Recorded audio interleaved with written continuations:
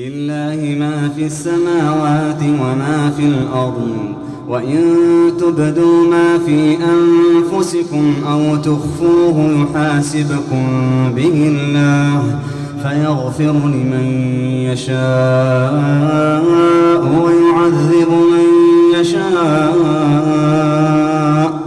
والله على كل شيء قدير. آمن الرسول بما أنزل إليه من ربه والمؤمنون كل آمن بالله وملائكته وكتبه ورسله لا نفرق بين أحد من رسله وقالوا سمعنا وأطعنا غفرانك ربنا وإليك المصير. لا يكلف الله نفسا إلا وسعها